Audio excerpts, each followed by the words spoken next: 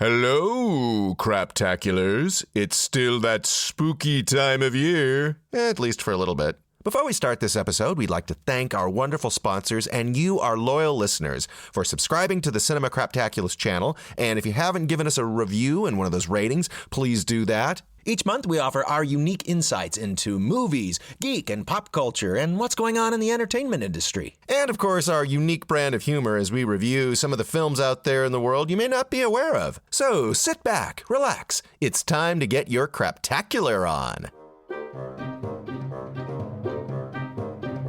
Hello, and welcome to Cinema Craptaculus, where we say a bad movie is just as hard to make as a good one. Just a lot easier to make fun of. This is John H.H. Ford, and with me are my uncrappy co-hosts, Stephanie and Dave. This is the untrue story of several sorority sisters picked to live in a house and have their lives taken, where we find out what happens when an adorable sloth with anger issues stops being polite and starts getting real. It's Slotherhouse. Here's the rapid recap to catch you up. Rapid recap! Emily Young is a college senior who will do anything to attain her dream of becoming house president of her sorority. But standing in her way is current president and mean girl, Madison. I think it's Madison. I didn't really catch the name of anyone in this movie. And all the sorority sisters basically look the same to me. So Emily does the one rational thing. She adopts a sloth in order to win over friends and become president. But does any of that really matter? Because we're watching a movie called Slotherhouse. There's a sloth, there's a house, and there's a lot of dead bodies. You're recapped. This movie, when you guys sent me the trailer for this, because it's been out since the summer, I think, but been available to stream since the summer. Yeah, I think so. I cracked up just watching the trailer, and I was actually very concerned because I was like, this might actually be something I like, and it might be less fun to talk about it with y'all because I'm going to be cheesing through this whole movie. And it did happen. I was very, very happy with this movie is the campiest. It is. Look, to me, it's that trailer is the perfect Cinema Craptaculus movie trailer because you have a creature that's going to kill people that normally you would think that's not going to kill people. You have a sorority house, and then you have a pun name of a title like Slotherhouse. To me, that's like the perfect ingredient. That's all you need out of the movie. Well, it's clear that they worked from the title. They started with the title and worked their way back. Yes. And I don't know if this film was greenlit after Cocaine Bear, because they could have made it very quickly. But it's shot in what was it, Croatia, I think? Serbia. I thought you were going to say this movie was greenlit after cocaine. And I was like, yeah, that's about cocaine right. Was that seems right to me. Being used. It might have been a little more enjoyable after cocaine. Yeah, it was a Serbian co-production, I think, because they had all the that stuff explains in the a lot. Yeah, and even the actors the weirdest part was that all of the actors were either British or Serbian, and even they were speaking in American accents as best they could, and they were supposed to all be at the same college in the U.S. and it was very strange because I just got this weird feeling that the ear some people's accents were bleeding through, and I was like, what is this? What is this movie? But the creators are Americans, so I was like, well, maybe this was a deal that was set up. Well, you could, production opened in Europe before it opened in the U.S. after COVID. And whenever I watch a film, I'm always going, is that Georgia? Is that Atlanta? Is that New Mexico? Is that Vancouver? But I was really thrown because I'm Burbank. Yeah, is that Burbank? So I'm looking. I'm really trying to pay attention to the flora, the action, of the clouds. That's very the action of the clouds. Yeah. Stop. That's Marietta. Stop. That's Marietta, Georgia, definitely. Anyway, I couldn't figure it out. Oh, no. You're still talking, and I clearly said stop.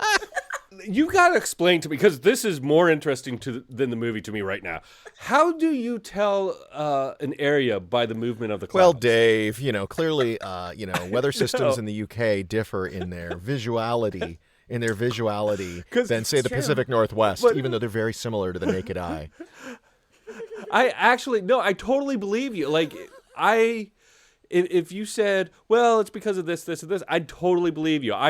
For reals, I thought you were like, oh my gosh, you could tell location by I think we can look at the sky and tell it's Eastern the San Europe. Fernando Valley, particularly if it was shot in the Yes, 80s. that's good. But I just want to say that I saw the establishing shot of the sorority house, which looked like Clarence House here in London, where Camilla and Charles reside. It just did not look like, and like I said, I don't think I've been to that many sorority houses in my life.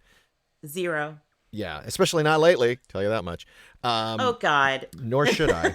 Wait, what? I think you're going to go on a list now, John. But I felt like there'd be like I was waiting for like the drive up where there's gravel for the cars, Oh yeah, 'cause that's very European. Well, they didn't. Yeah, I mean, it was very odd, but the whole movie was odd. Like it starts off in Panama when we meet the sloth, and the sloth, she's slothing and looking for food, and then all of a sudden this an alligator or crocodile? Crocodiles are in the Amazon, right? Or this isn't the Amazon. I don't know what I'm talking about. Anyway, this. Look up at the sky. What do you see? Yes. How are the clouds moving? You could totally tell in South America by that cloud formation. She gets snapped up by this crocagator, and you think that's the end of that sloth, but no, the sloth survived, and the alligator is dead. I thought that the weird spirit of whatever, because we didn't realize it was an alligator kind of till the end of the scene when he goes belly up, literally, and he's got these slashes in her belly, and I thought maybe the spirit of whatever attacked the sloth got inside it. But I guess as we kind of learned, the sloth was always that vicious and demented, I guess. Yes.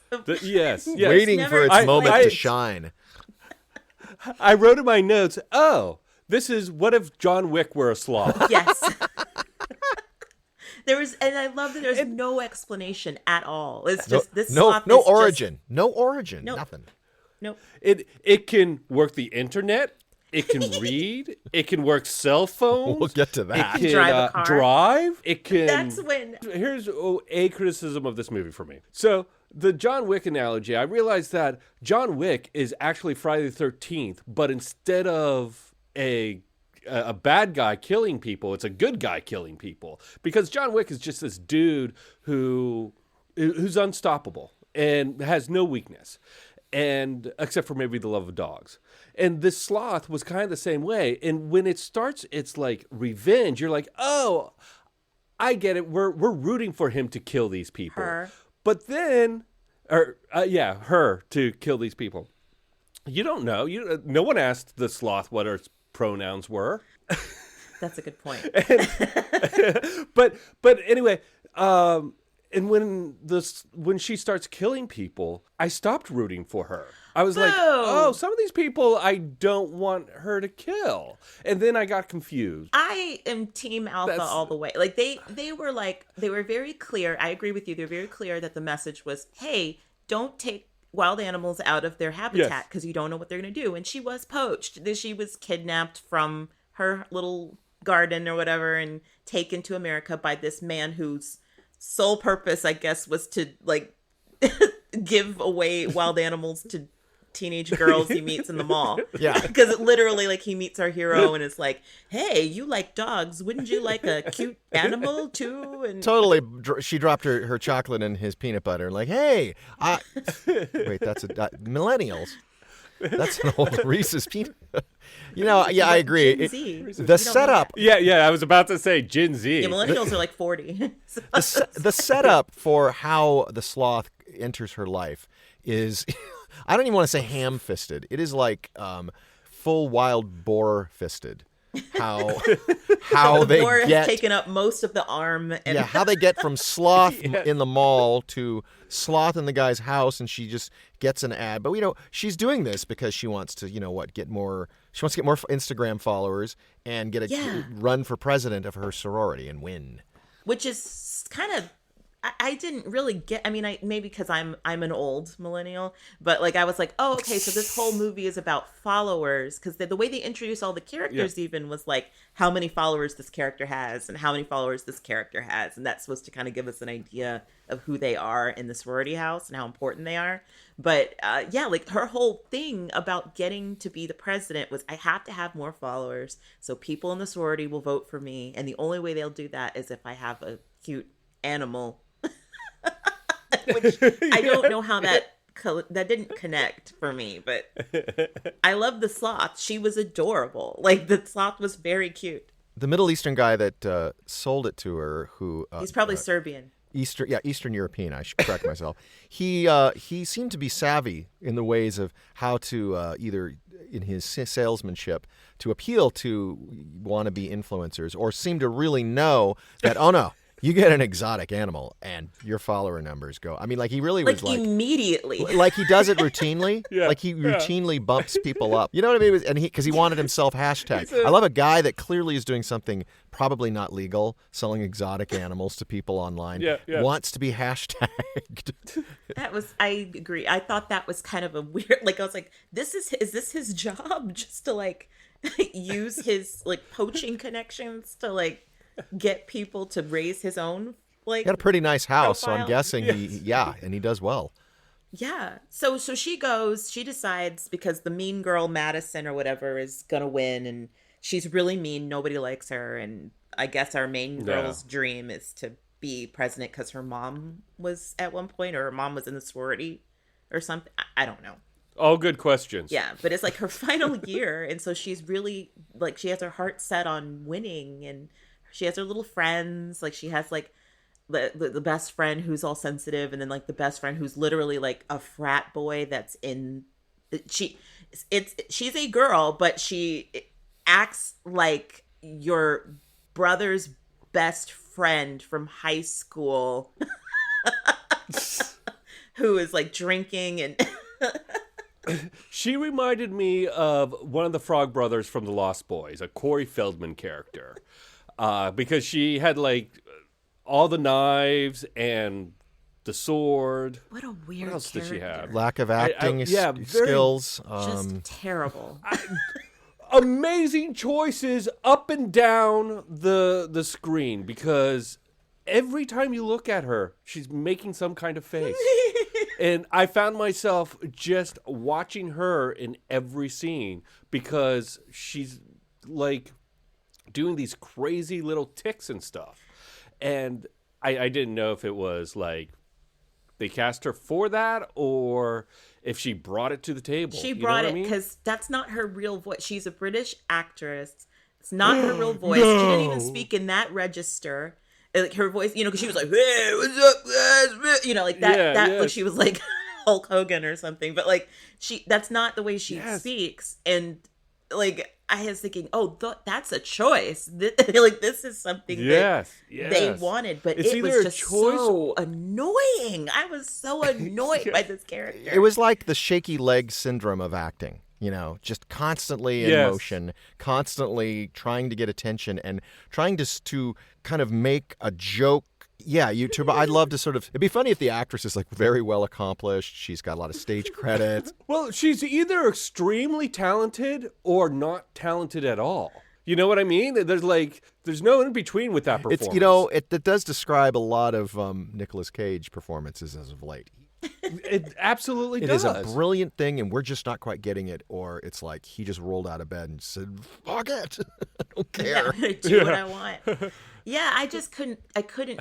The longer I saw that character, and I can't remember the character's name, but the longer I saw her, the more I disliked her. Yeah, I was like, already. And I've already talked about this with my sister, and she's like, "So you had no problem at all with a sloth using the internet and driving a car, but you can't stand this one character for being broed out and speaking like, yo, dude, and blah, blah, shit, and it's like, I was like, well, I have some lines to cross, and that crossed the line."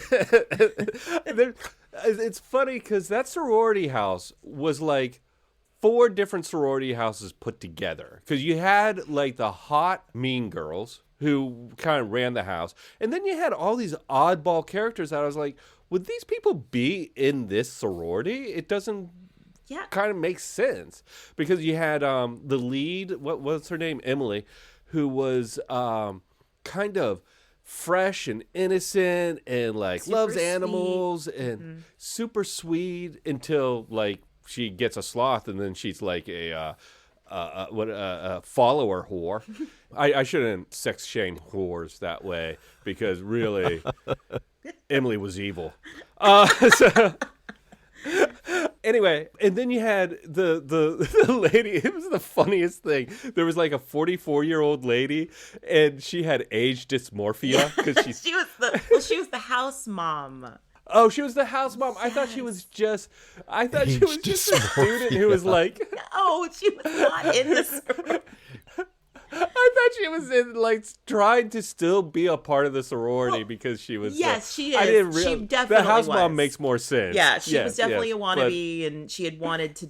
She didn't look old enough to be a house mom, but she didn't look young enough to be in it. It was a very weird age. The actress, you're right. Yeah. I couldn't quite get a read, and she's an alcoholic. It's clearly like a, it's clearly like what's her name from White Lotus, Jennifer Coolidge. It's definitely in Jennifer Love Hewitt. No. Jennifer Lopez. Jennifer Coolidge. You know what? I think we should do like an 80s retrospective podcast, but get everything wrong. So like millennials and Gen Z will not understand what like you got your caramel in my chocolate for Snickers. It's like that wasn't right at all. Well, Gen X will hate us. We will.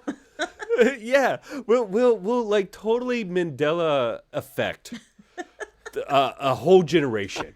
It's like we'll be like, we don't know what Transformer. Like, these movies, these Transformer movies, they're brand new. This was a totally original thing. That started and it reminded in me of Shaq's amazing performance in Shazam, and exactly. Anyway, I apologize. I derailed us. Yeah, you did, but that's okay. Let's talk about the sloth because yes, I'm calling it now. This will be a nominee for visual effects next year's Oscars for this really detailed. Clearly, that's where the budget went. Yes. Yeah. Well, puppeteer. Yes. Super cute. Like, yeah, super cute. Like the eyes moved. That was a little statement. But the eyebrows moved. Yes, she had facial expressions. She had facial expressions, and I thought so much better than I expected, to be quite honest. I don't know. I think you guys missed my sarcasm by quite a wide margin. I kept waiting to see the hair from the wrist of the puppeteer's hand up. Oh. I mean, let's be real. We know it was a puppet. I'm just saying that the detail of the puppet was fine. Yes. We're like, if we're looking at a puppet, that's a pretty good puppet. Yes, I will give it. It's and for something campy, it serves its purpose well. Yeah. Yes. Yeah, it really did. I thought that, so they named her Alpha because there was like some moment where one of the sorority girls, like I think the best friend, said something like, wow, no, it was the one I didn't like.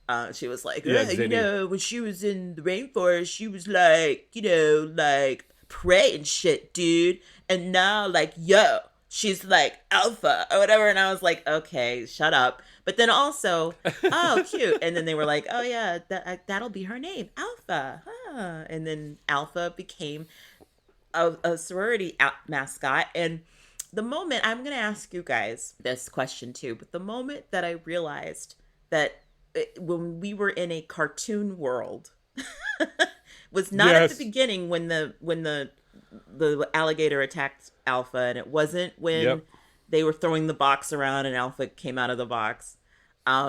It was the moment when she goes online and starts like clicking with the mouse and has that reaction.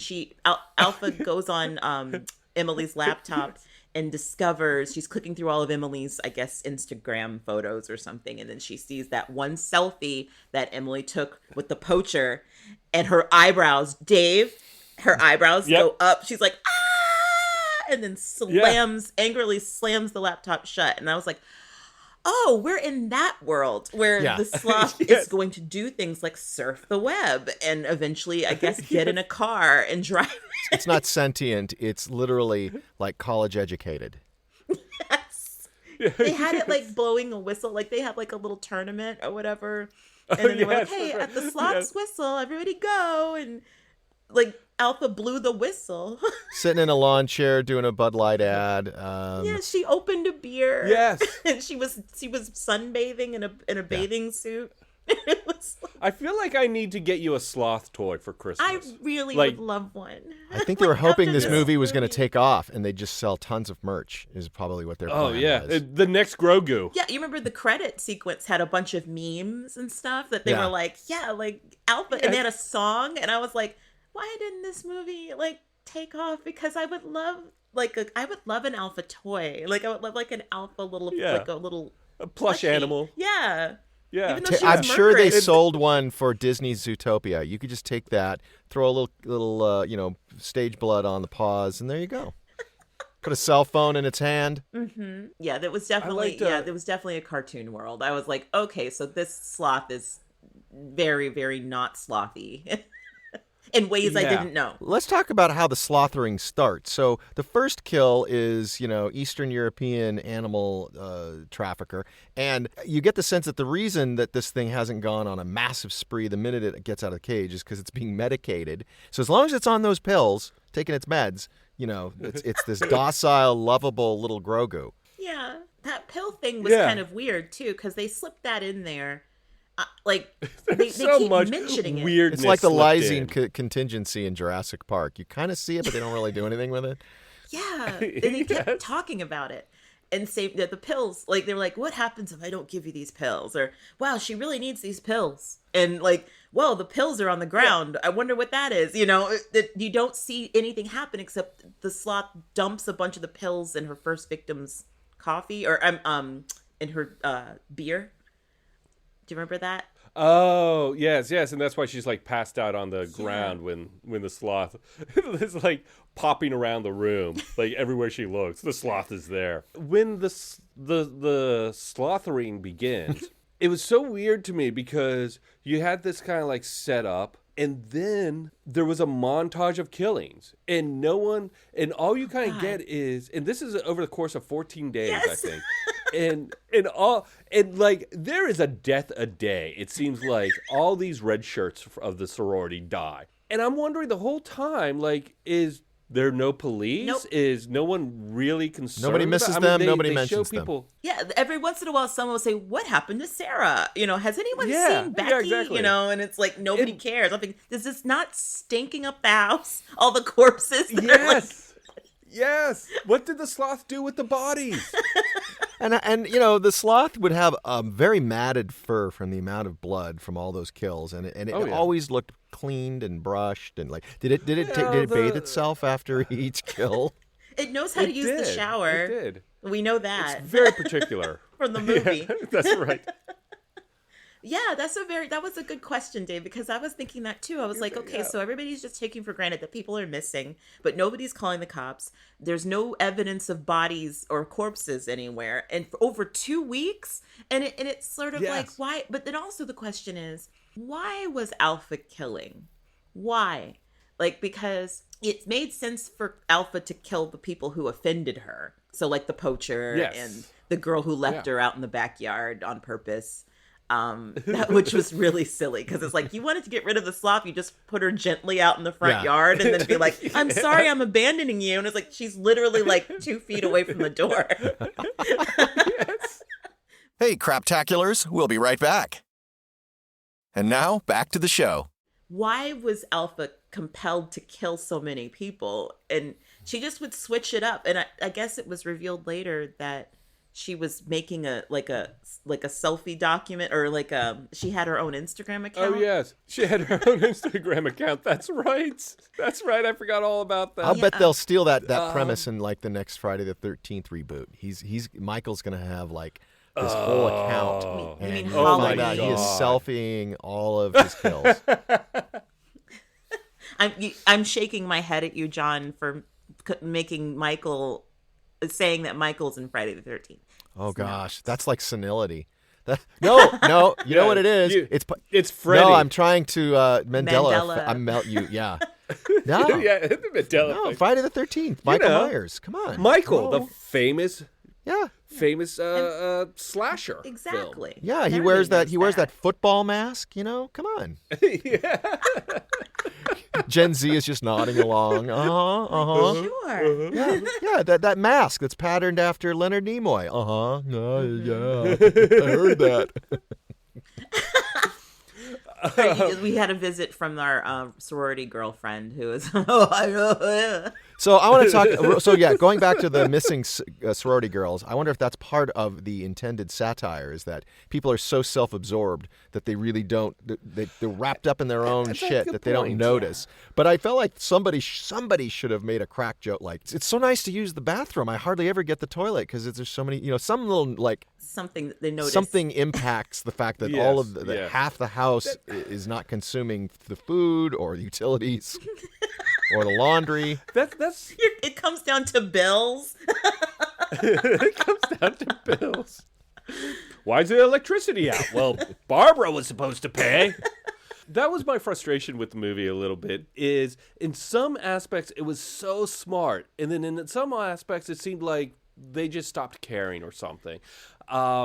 Because there's this, when they introduce each of the characters, you see their followers, but it also has a little description of who they are, almost like a Twitter masthead. And there was this one that just killed me. It was just some random girl who probably died 5th in the death montage. But she had a beret on. And when it came up to the followers, it said, "Went to Paris once, has been wearing a beret since." And I just thought that was the funniest. Funny. Non-needed piece of information that said so much. Yes. They actually were, I think that was some clever writing way to Device. introduce Yeah. those characters. But you're right, they kind of dropped the ball because once everyone starts getting killed by the sloth, they're gone. And nobody, it didn't matter whether or not they had this weird quirky thing in their profile. Like the one girl was like, oh yeah, That's her right. boyfriend is she's like, she has like a new boyfriend every day. And it's like, we never really see that. Well, I also felt play that out. once, with this type of premise, the cat comes out of the bag when someone realizes that the sloth is doing the killing. And I thought there was a missed opportunity they could have had where, whether it's one of the characters or Madison, only one person is aware that the sloth is doing the killing and nobody believes him. And that whole person is trying to convince, trying to convince, like, you have no idea. And they're like, hey, and then they cut to this docile, cute animal. And they missed that because once one person realizes, and I think it might be Emily, that the sloth is the one doing the killing. Yes. It was Madison. Madison, she's the first one, and she comes after. The mean girl. Yeah, she says to Emily, like, once your that sloth's comes trying out, to kill me. Emily's like, oh, shit. And then I think she realizes that makes, but it just seems like there was no sense of there could have had whimsy with people. Like an obstacle to. Yeah, just fun with people not being believed. Yeah. Yeah, that's a good point. The sloth I gives agree. little looks to the camera like, Yeah, they had it was like a little bit of that. I mean, it was not done well. I think that they were trying to do the best friend who's trying to convince Emily, you have to give the sloth back. You have to take it to a sanctuary. You have to do something because it's not right to own these wild animals. It's not right, it's fair to them or anything like that. I thought that maybe she'd be the voice of reason through that. Like the sloth is a murderer, but they dispatched her very quickly in a very fun way. That was when Alpha threw the phone in the. She randomly gets just run over by a truck, and then she's looks a little beat up, bruised. I'm like, she'd have so many broken bones and brain damage. No. The doctor clearly explained she was very lucky. That's right. Well, and it wasn't random. Yeah, but it wasn't random because Alpha purposely threw her phone in the street. Right. So that she would go and get it. Because Alpha knows. And then Alpha knows. Was that a busy street? It was a driveway. Not a busy street. It was just somebody wasn't paying attention, clearly. Everyone in that scene was not paying attention. It was a gravel driveway where the lord and lady of the manor show up. Yeah. I thought you meant Jesus Christ. I was like, oh, okay, where's this Where going? the Lord. When you said the Lord. So I think where things got crazeballs was when Alpha realizes that he's got one score to settle before she continues their killing spree back at the sorority house. So she gets car keys, gets into the Mustang, which is weird. It's like they only had one car. That red Mustang just kept being shown in every shot. And boy, didn't you want to buy one after. Well, she gets before that though. Like Alpha goes into Emily's phone. Like she opens up Emily's phone, goes to Google Maps, Right. finds out where Emily took her friend, gets the directions. Drops a pin. Yes, and then gets the car key. But so she goes to gets into the hospital undetected and smothers her with a pillow. We think. After taking a selfie. Right, as she's smothering the pillow, it's like I'm surprised she didn't do are we gonna see teabagging or something like that with the. Excuse me. What are you There's talking no bags about? to tea between the two of them. I thought it was just the thing that pushed it over the edge. I mean, that whole sequence of a sloth driving a car whose feet clearly cannot reach the accelerator. We didn't pedal. even see the little short round blocks on the pedals. Yeah, yeah. It was just driving. So now she can drive. Deal with it. I loved that whole sequence. It was just the most ridiculous, firmly ensconced in a cartoon. Yes. And, we're just going to go. We're just doing it. She's going to go to the hospital to get revenge. I'm in. That's one of the things I did admire about the movie is that they were like, okay, if you're going to buy that a sloth is a killer, the sloth can do anything. It's like it can go on the computer, it can drive, it can set up a social media account pizza, for itself. set up a social media account. It can get followers. Well, Dave, along those lines, your Star Wars merchandise sort of reminded me that Sloth, Alpha is pretty much like Yoda and Palpatine. Appears sort of slow moving and kind of helpless, but then can kick into that little force power mode, and all of a sudden is the Flash. Yes. Yeah. And we got to see true. that during the finale, the big climax. There's a huge fight. So Alpha goes to the hospital, tries to kill the one girl, by smothering her with a pillow. I guess escapes after that. And comes back to the house, and then the bloodbath begins. And this is the night of the election. They are supposed to be electing their sorority president.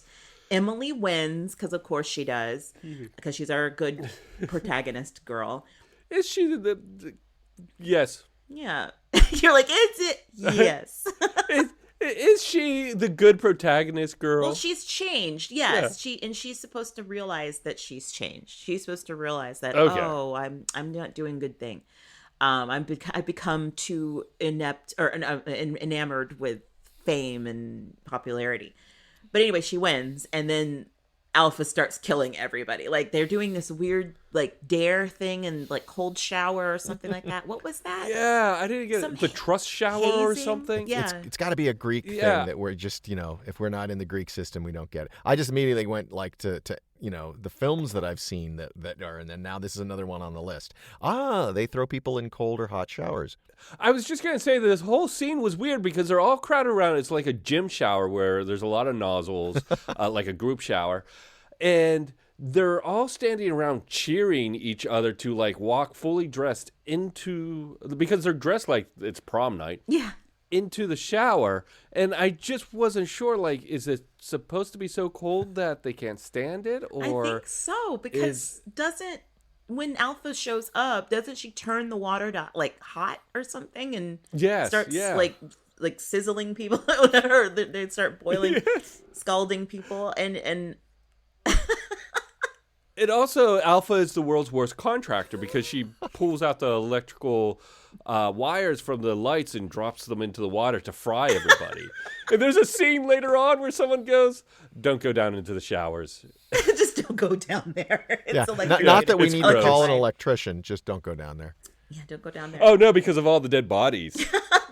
the reference to all the death, like it was just so weird. I mean, well, I do want to say before we get too far off, I thought it was kind of strange. I mean, I know it's supposed to be kind of secret society-ish, but their whole voting process, they had to wait. Everybody had to be there by midnight. They had to vote at the stroke of midnight. They were dressed like they were at like a black mass in the basement, in like this dungeon that I don't know why the sorority house has this area. In Serbia. There were candles everywhere. In Serbia, they have sororities with dungeons. Yeah, but it was just interesting. I just wanted to call attention to that because I was like, yeah, the whole sorority-ness of it was sort of a weird thing that was happening at the same time as the Sloth was trying to murder everyone. And it's just kind of strange. I feel like this film, and we've seen a couple of these films where they're clearly probably not going to hit a theater, at least not in our country, but they're on a streaming service, and it feels like they don't want a certain rating. The gore is kept to a minimum. There was no profanity at all in this movie. It's a PG-13 movie. But still, you can have some shits, and you can have one F word. Well, and our friend said all of that. I don't know. Our Hulk Hogan girl. No, she did. Oh, they did. It just felt very sanitized. And the kills, again, these types of films a lot of times get judged on the cleverness of their kills. I give this one a pretty low score because Thinking back on it, I agree with you that the kills weren't as clever as, like, my gold standard is Nightmare on Elm Street, where everyone's kind of killed by what they love. Like, the beret lady should have been killed either with an Eiffel Tower or with the beret. Or a bunch of just fromage. gagging on her own beret. Chokes on cheese. And that's I agree with you. I was disappointed that the kills were not more clever. Yeah, they were almost non-existent. I mean, on screen. You're right. Yeah, they were, and you're right. It is odd that it seems like a direct-to-streaming, yet there's nothing keeping it from a PG-13 in a theater. Yeah, I mean, like, this movie could be on Nickelodeon. Like, it's just... Well, it's like, I'm not saying we go back to the 80s and you're going to have, naked shower scenes, like, God forbid we do any nudity in movies. But why not? But why not? Why? Especially why not? But it's weird. It's just the film felt very sanitized, like, almost like it's a horror movie for, elementary school kids. It's a family horror movie. Yeah, for the family. But, I mean, it's about a murderous sloth, and I guess... Yeah. I don't know. I mean, who knows what they were thinking about how this movie was going to be They didn't have the budget marketed. for entrails. Right, they didn't. They had the budget for like a couple of blood splatters, and that was it. The eyes can move, or you can have entrails. What do you want? I guess I want the eyes to move. Can we talk about the final showdown with Yes. in that one? It's kind of like once the cat's out of the bag and everybody is aware there's a killer sloth, then it's just sort of chopping down, one by one. And we have our survivors. We have Emily. We have her boyfriend, who is just such a non-factor in this movie. Like he's literally there for 2 seconds to say, "Hey, babe," or whatever, and it's like he has no personality. But he does get like a good line when he's the one who says, "It's the Slotherhouse." He's the one who gets to say that, I think, and then everyone kind of looks at him and goes, "Like people are dead." Yes, and he was like, Slaughterhouse, Sloth, Slotherhouse. He explains it too, which is like, awesome. Please stop. I think that's in the trailer. Yeah, probably. Oh, is it? Yeah, I don't remember. We've got the world's longest death scene since, dearly departed Pee Wee Herman in Buffy. The house mom. The age dysmorphic house mom's death. Oh, yeah. Where she's just talking about her poor life choices. Forever. I mean, forever. Like, I went up and I put some cookies in the oven. I wrote some letters, came back. She's still dying on the floor. Paid some bills. I don't even know what she was saying, frankly. I think she was trying to tell Emily to be true to herself or something. And I was like, okay. Yes. If it got to come from her, great. And graduate, like fully graduate and get away. Yeah, don't get caught up in this because it's all worthless, is kind of what she was saying. Like, don't get caught up in being popular. Yeah, which was the message. Happy to be. Because even Alpha got concerned about being popular. Because that was Alpha's whole thing. Like, hey, I'm going to kill everybody and put it online or put it on my social media so I can get followers. It's a very, very slippery. It's a very rickety bridge they're building here, guys. I don't understand how they'll connect that, but sure. I loved that everyone got a chance to kill the sloth. Like, everyone. Someone shot it. Someone whacked it with a bat. Someone, I think, stabbed it. Yep. It was defenestrated a couple of times. It was thrown out of a window. Yes. Yes. It's just kind of funny because it wasn't like, oh, each person's kind of taking a bit. No, they, like, literally killed the sloth, and it would come back. Oh, yeah, and they totally had that fake-out scene where, it's shot and it's lying in the grass like... Michael Kruger, Myers. Michael Kruger from A Nightmare on Christmas, Nightmare. Yeah. Nightmare on Black Nightmare Christmas. Before Christmas Street. Yes. Yeah. What's his name? Blackie, the little doll that kills people in that movie about... Chunky. That's Careful. Chunky. Yeah. And I think, John, you were also thinking about the knife fight, like the big, our Hulk Hogan friend was like had a knife. She had like a katana blade, and she had little like shuriken, or she had all these weapons, and that was also Dave, like the John Wick kind of moves. Yes. That they would she was throwing knives literally at Alpha, who would dodge every knife, and like did the splits as one flew over like its the head. Matrix. It was just very. Yes. I was like, what is this sloth? Like, what is it? What is happening here? That'd be funny if after this one, in the sequel, Slotherhouse 2, A Slower Way to Die, is they thank you. They build on the mythology, and you find out it's like an ancient god of some sort. Like the spirit. I don't want that. I just want it to always just be mean. The third one will be like the human slother pillar, and they'll have a bunch of them. Oh. My pitch for the sequel is that now there's like a all-inclusive resort encroaching on her habitat, and now she has to kill a bunch of people at a resort. There you go. So you get the White Lotus. I love it. I love it. It's kind of like what was that island? Fire Island. Like someone does one of those pop-up I think it's called Fire Island, like a pop-up you're talking about there. Firefest. Firefest. Fire Island is in New York. something else. Fire Island. What's Fire Island? It's I don't know if I LGBTQ. I really wanted to see where Dave was going with that one. Oh, okay. No, I'm talking about Cultural hotspot. like the pop-up festivals. Yeah, like Firefest. Like Firefest. Fyer. I had no idea. Run by Crook and Ja Rule. Firefest. Yeah, and they're like all into themselves and the popularity of this thing, and it could be like that same basis, but I love Guys, it. I think we have to write this script. Yeah. I think we have a Slotherhouse 2, a Slotherhouse 2 fire Other fire Sloth fest. family members show up, kind of like the Wookiee holiday special, which is kind of what she reminded me of as a little baby Wookiee. Is now, would Emily and her friends and Zenny be? I No, don't they know if probably Zenny bring lived or Zenny died. back because she's such a annoying Right, character. she will show up like Eugene Levy in the American Pie direct-to-videos, like no real reason to be there, but they want some yes, connection. She'll be the connective Yes. tissue. Yeah. After all these people went to do Serbian Avengers, she's left to the direct-to-video Slotherhouse 9. Because I'm convinced that like when I see movies and if I did a focus survey and I'd say who was my least favorite character, I would like circle her name like in red over and over, and then I'd find out that the other 7 people in the group just loved her, thought she was so funny, and then she becomes the star of the franchise, and I'm like, motherfucker. Yes. Yeah, I mean, I have no problem. Clearly, I'm just talking about the character and the decisions that were made to bring this character to life, because I hate this character.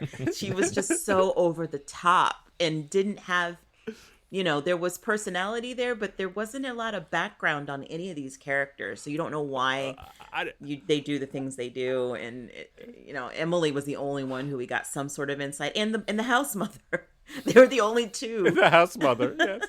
No, it's true. It's true. I just want to know, though, how much would I pay for a cameo of that actress doing that character, wishing Stephanie a happy birthday? I think We'll never speak again. No, it's I will cut you off so I fast. could possibly go up to $200. No, that's $200 wasted, my friend. It's $200 to end our friendship. Oh. No, seriously. So back to the movie and the fight. Yes, the big thing, John. What happens? Tell us what happens. Yeah, because I mean, it's kind of a blur to me too. I just know that they had a lot of false deaths, like you said, stabbings, clubbings, and shootings, and the thing won't die. She's stabbed with the tiara too. That's right. I remember the tiara. I remember the ending. Okay, so this is what it was. I know I'm setting this up like I'm going to say some bullshit stuff, but this is true. So Emily, somewhere along the line, someone said to Emily, you have to be a true leader, you have to think of other people and not yourself.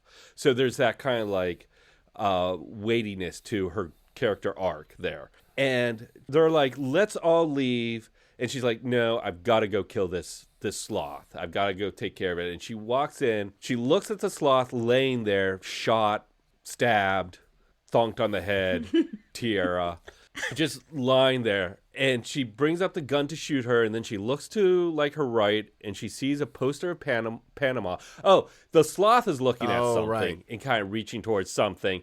And she looks to what the sloth is reaching towards, and it's a picture of Panama. I don't know why there's a poster of Panama hung up like some weird doctor's office in the sorority house, but irregardless, there it is. And Emily realizes her heart grows 3 times larger that day, that she has to get this sloth back to Panama. And so that's I think, and then smash cut to like 4 years later, and they're all giggling. Yeah, the 4 survivors include. And by the way, the big twist is that mean girl Madison, who not only doesn't get killed, but completely has a change of heart and attitude, and is like a nice person. She's a personality transplant. Yes, exactly. Yes. And they're all signing, like, I don't know, autographs. They got some booth. They're not. I don't know who would want to pledge that house because 16 people were offed. For some reason, they were posted up at the sorority house a year later still, but this time it was for their organization, which was to help animals. It was called Fetch. They made Fetch happen, guys. Yep. That was not a joke that they made. I made that joke. I take full responsibility for that. But it was supposed to like help endangered animals or help restore animals to their habitats that have been poached and trafficked. Yeah. But why were they still at the school? I don't know. I thought they were supposed to be seniors. I thought that they graduated. I don't. No, yeah, that's all. Look, they had one location. Look, guys, it's like Simpsons. It's Simpsons Charlie Brown logic here. They'll be back in the sequel, same age, same grade. Can't wait for a new school year. And it's like, wait, how old are you? Well, the house mom's got age dysmorphia, so we don't really know. She could be 60. Yeah. Oh, and I do want to say another campy detail that they added. In the big showdown, the sorority sister who had been hit by the car and sent to the hospital, and Alpha had gone to the hospital to smother with a pillow. She survived, and she shows up at the house with a gun, like a loaded weapon. Yes. Still carrying her IV. IV. And then like a bandage, like Marley from Christmas Carol, just wrapped one time around her head. Like cartoon version of getting your wisdom teeth pulled, Yeah, but it's like, why in the world would anybody at the hospital let her go? How did she get there? She Uber? No, she got the Mustang. She was unconscious. So that's what I would have loved to have seen is when the sloth is headed towards the hospital, he stops and picks up an Uber person and just takes them to wherever they need to go, drops them off, wishes them a nice day, and then drives back to the hospital. You mean the Uber is taking Alpha to the hospital? No. Alpha is the Uber. She picked up. Yeah, she picks up and picks up these these people, and they're so self-absorbed they literally don't realize it's a sloth. And then that's the joke: is they get in, they're like, "Thank you so much," and then they get out, and the sloth just like and they give Alpha 5 stars. Yeah. Because Alpha's like holding water, bottles back to them.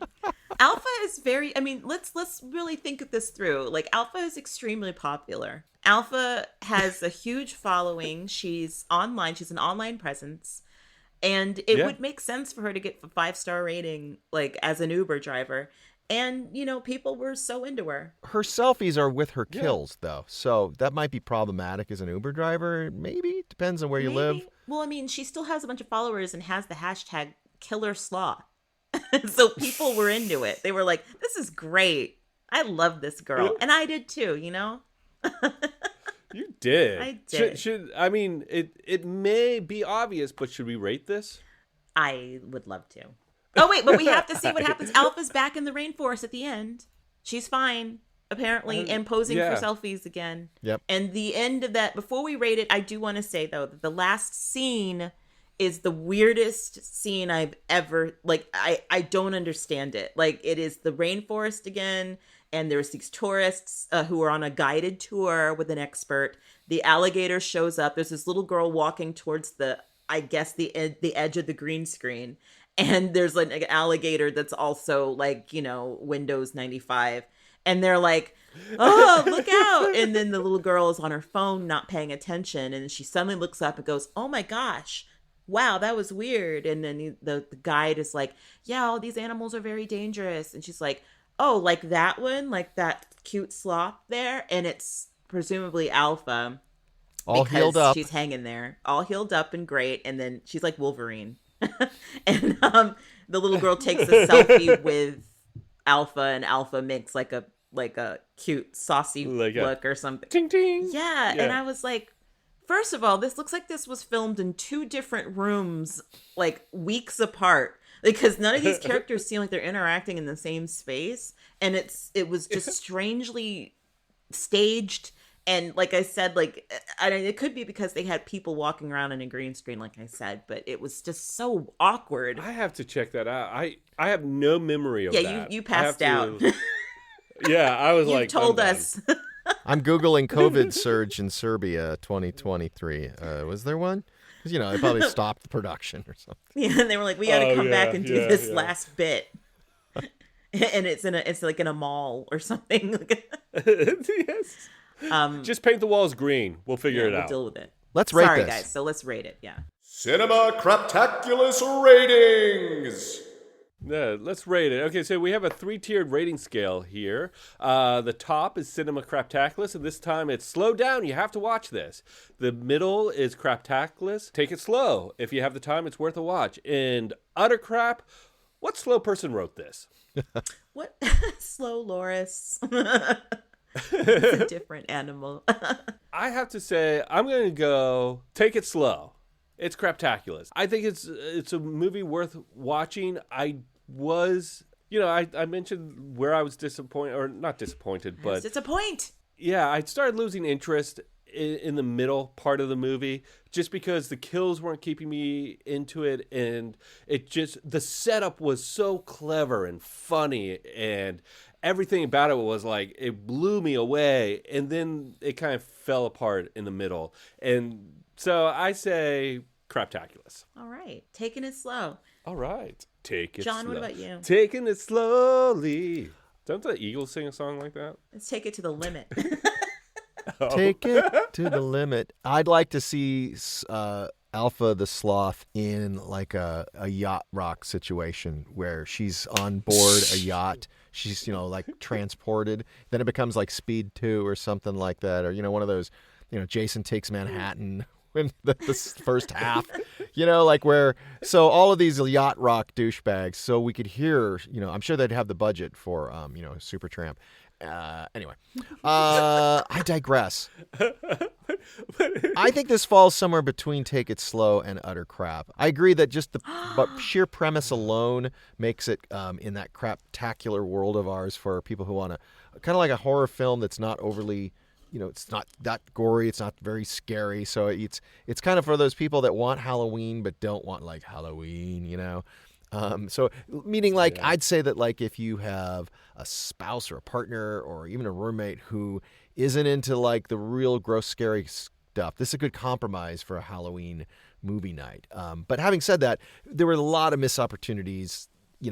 Some of the bad acting and, like the ridiculously long death scene of House Mom. Things like that just felt sloppy. Like to Dave's earlier point, sometimes there are areas where they just didn't care. Like, well, we don't really have a scene here, but we'll drag it out.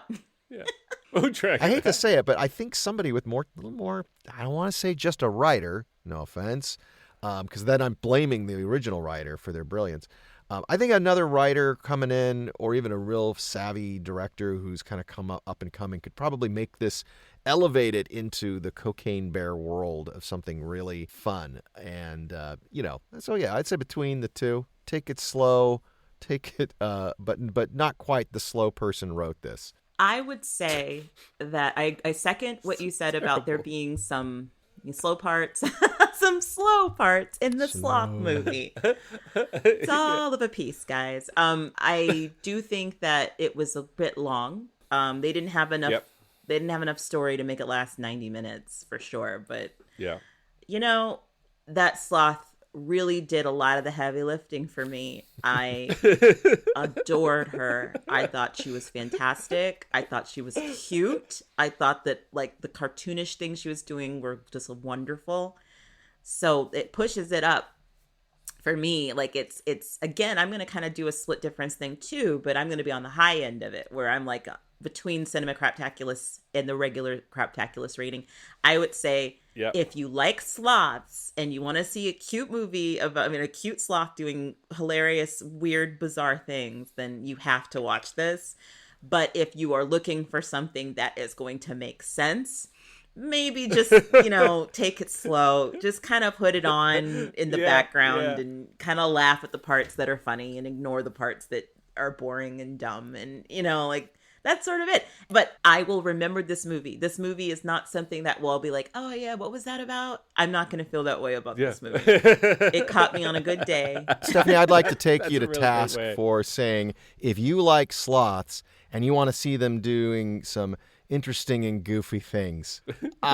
Your definition of interesting and goofy things, you might want to add in the killing people. You might want to add in, if you like sloths. She was so cute when and she you want to did see it. them kill people. Actually, like I said, the kills, you didn't really see that much of the sloth doing the killing. You saw kind of like they cut away and you implied. Yeah. They probably just couldn't figure out how to actually puppeteer, like with the little Muppet hands. It would have like a little. She just, and like, was she have razor sharp claw? Like what? How does she kill?